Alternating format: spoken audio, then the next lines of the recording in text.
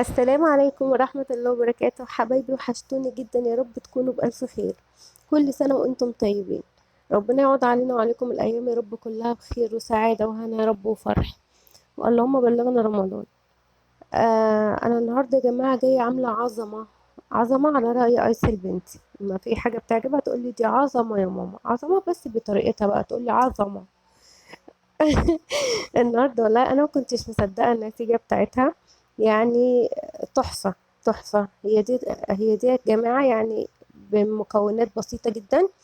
يعني الكميه دي انت لو هتشتريها من بره شوفي والله يعني هتكلفك كام. يعني انا اللي هو الصغيرين دول اللي على الشمال دول في السرف، يعني دول في الطبق. دول كان ابني والله عشان يجي، يعني بيحبها، بيجيب الخمسة ب10 جنيه. مش القرص دلوقتي القرصة دي بقت ب4 جنيه الواحدة. فتعالوا دلوقتي بقى نشوف مقاديرها وقولوا ايه. شريهان جميلة، وحطوا لي لايك واشتراك في القناة. يا ريت تدعموني. هنا يا جماعة أنا معايا كوباية لبن، ومعايا كيس خميرة، وهنا معلقة سكر كبيرة. ايه عشان نعمل التيست. هنا معايا ايه، خدت ربع كوباية لبن ضيفي طبعا عشان خاطر ايه نعمل تيست الخميرة. هنا حطيت كيس الخميرة ومعلقة السكر، وطبعا دوبتهم مع بعض وغطيتهم عشان نختبر ايه الخميرة. هنا الخميرة تمام معانا. بص عملت فقاقيع كده اهوت. تمام كده، ايه هي شغالة الحمد لله. هنا هنحط 4 كوبايات دقيق. ادي التالتة، ادي الرابعة. وهنحط معلقة سكر كبيرة تاني، وهنحط رشة ملح. وهنا ايه هخلطهم كده ببعض يا جماعة. وهجيب هنا الخميرة احطها، وهحط بقية كوباية اللبن. وهنا هحط ايه السمنة تدريج، يعني ايه انا حطيت نص كوباية السمنة. انت ممكن تحطي نص سمنة على نص زيت. عايزة تحطي زبدة على زيت، تمام، ما فيش اي مشكلة، بس الزيت هينشفها. يعني ايه سيكة كده. بس انا حبيت ان انا اعملها بالسمنة. يعني بالسمنة وكده بتبقى قرص فلاحي، يعني بتبقى طعم السمنة طبعا تحفة فيها. بس هي يعني اللي جربها قبل كده عملها يعني بسمنة وزيت، قالوا لي برضو ان هي جميلة. هنا يا جماعة بنخلط المكونات كلها في بعض كده. العجينة والله ريحتها كانت تحفة. وغير كده كانت ماشية معايا ما شاء الله، يعني احسن من العجينة بتاعت البيتزا اللي انا بعملها. انا حاسة ان انا ايه يعني فرحانة بالعجينة.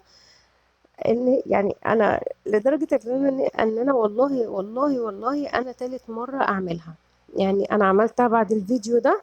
يعني هو الفيديو ده المنحوس انا مش عارفه والله الصراحه، يعني حتى انا بسجل لكم الصوت لرابع مره. لرابع مره في الوقت ده. لكن انا والله والله انا بقالي حرفيا يجي 4 5 ايام بمنتج في الفيديو ده ومش راضي ينزل.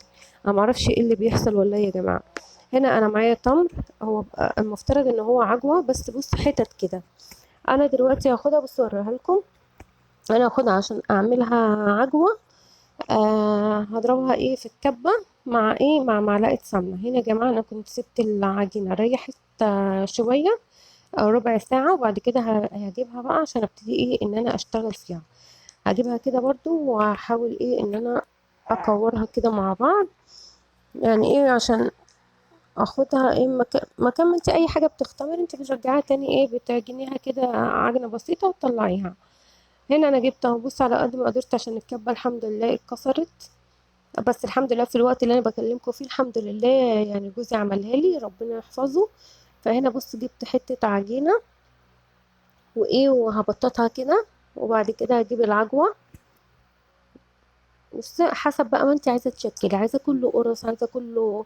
يعني انا ال- الاولاد، بعد ما كان مروان عايز اللي هو الصغير ده، هو بقى دلوقتي بيقول لي اعملي لي كله قرص يا ماما. فانا دلوقتي بص هبرمها كده. على فكرة سهلة جدا والله، ما بتاخدش اي وقت. يعني انا بعد الفيديو ده بعد ما عملتها تاني، انا عملتها كنت انا بصبن وكده، رحت عملت تيست الخميره، وبعد ما خمرت رحت حاطه المكونات وعجنتها وسبتها خمرت. كل ده والله وانا بصبن. بعد ما خلصت قعدت اشكل بقى الحاجات دي. بص بعد ما عملناها رول يا جماعه، هنبططها كده تاني. تمام. وهنمشي عليها بالنشابه كده. حاجات بسيطه. براحتك بقى انت عايزاها ايه. يعني مش عايزة ترققيها قوي، تمام. بس هي على فكرة بتنفخ بعد كده، يعني لان احنا بنسيبها ايه تخمر شوية كمان بعد ما بنشكلها. فبعد كده ايه بتنفخ بعد ما بتستوي.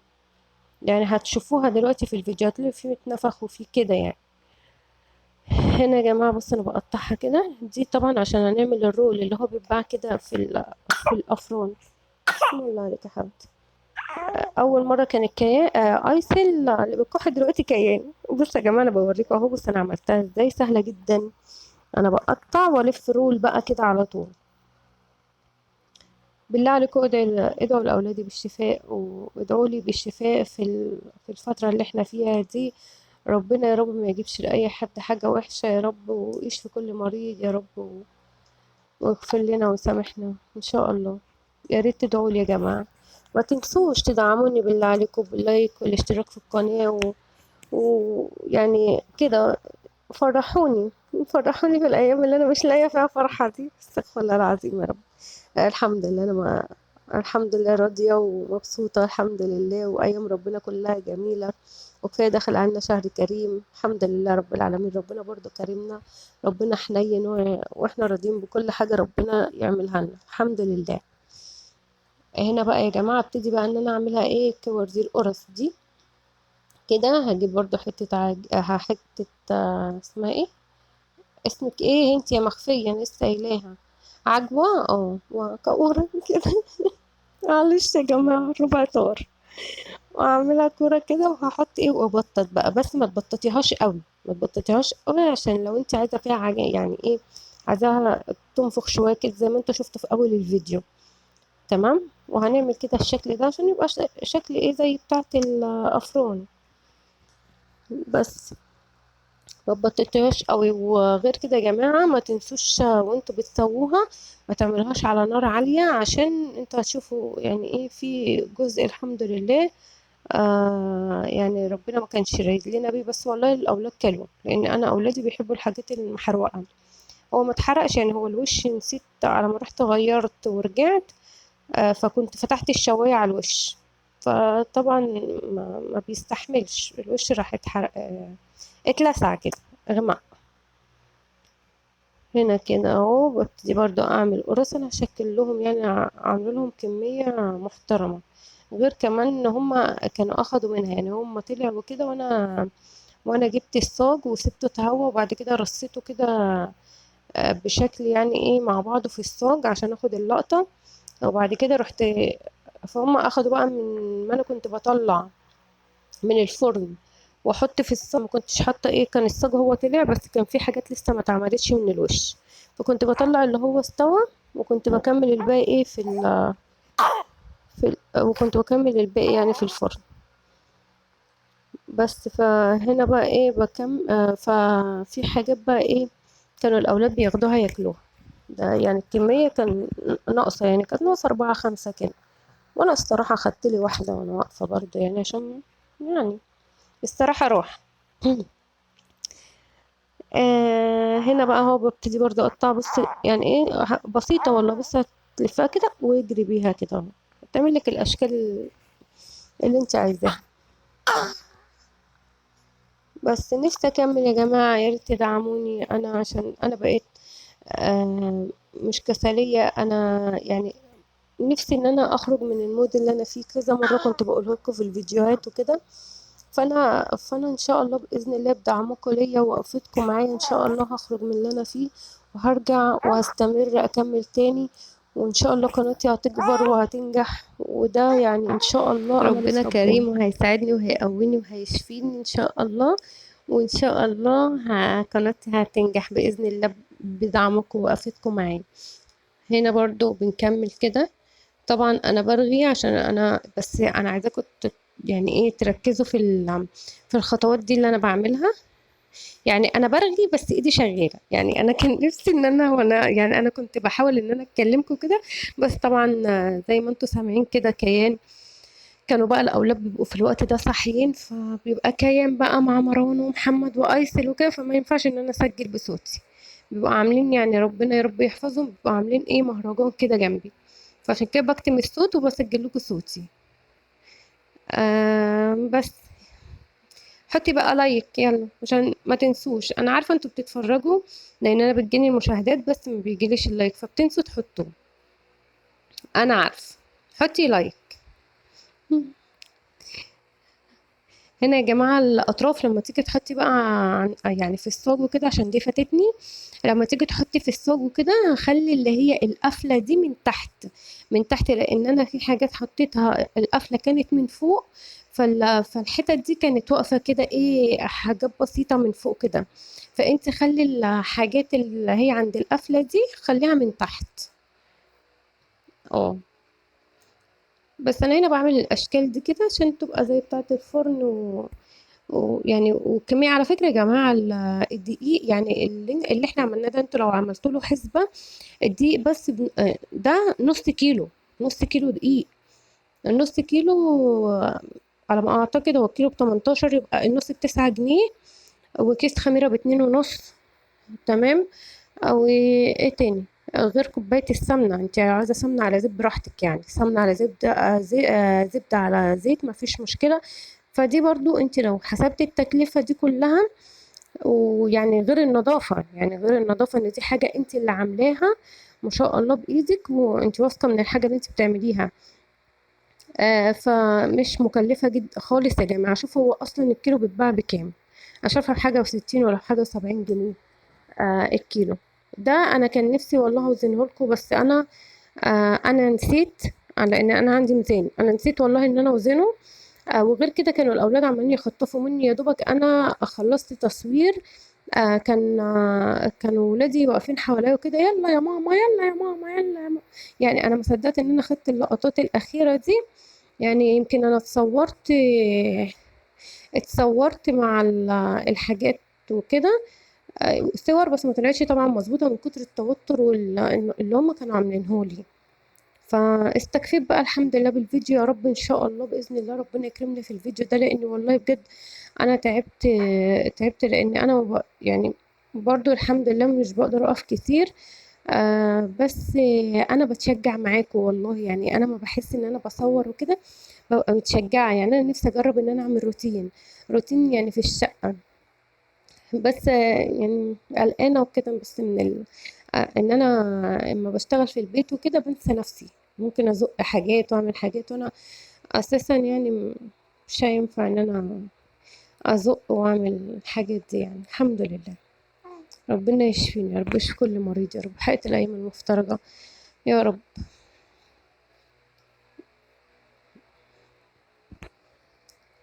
ان انا بكمل كده. انا طبعا مش عايزه احط موسيقى عشان الموسيقى ايه ما تبقاش عاليه وكده. عشان تركزوا ايه في صوت الجميل القمر ده يعني. بهزر معاكم والله.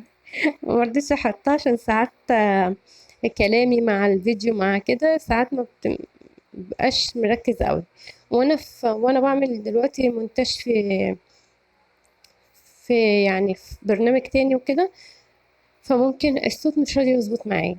فعشان كده سبت لكم الفيديو كده بصوتي الجميل الكروان ده. يا رب بس ما تكتبوليش ايه القرف ده.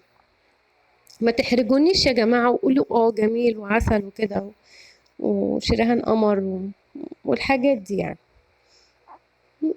اشكر في نفس الله ابليس. اعوذ بالله. حطيتي لايك ولا لسه؟ حطي اللايك وما تنسوش الاشتراك في القناة يا جماعة. وشكرا على كل اللي بيشترك في قناتي. الحمد لله، يعني الحمد لله ان انا وصلت المرحلة دي. انا الحمد لله راضية يا رب. بس نفسي بقى الحمد لله ان انا اكمل الشروط باذن الله. هنا اهو يا جماعه بصوا، تحفه. انا طبعا وريتكم انا عملت الصاج ده، وكنت بقى بكمل الباقي في صينيه. هنا كان الصاج طلع، بس انا بص بقى رصيته كده. يعني انا كنت رصيته وكان اللي يطلع وكده كنت برصه، وطلعت الصاج عشان خاطر احط بقى الصينيه. هنا يا جماعه والله تحفه. يعني انا همسكه لكم دلوقتي. ما شاء الله هو تخين وطري جدا، يعني هش كده. هش كده من جوه ده يا جماعه اللي انا فقدته. طبعا ما رضيتش طبعا للمصداقيه طلعته لكم، بس جريته على طول عشان نفسكم ما تتسدش. انا عشان انا ولعت عليه الشوايه وسبته ورحت غيرت هدومي، فبلاش تعملوا الحركة دي عشان انا عبيطة بس شوية. هنا بصوا يا جماعة من جوه والله تحفة، جميل قوي. تسلم ايدك يا شرهان يا قمر، يعني قولوا لي تسلم ايدك يا شرهان يا قمر، وانا هعرف ان انتوا وصلتوا للفيديو هنا.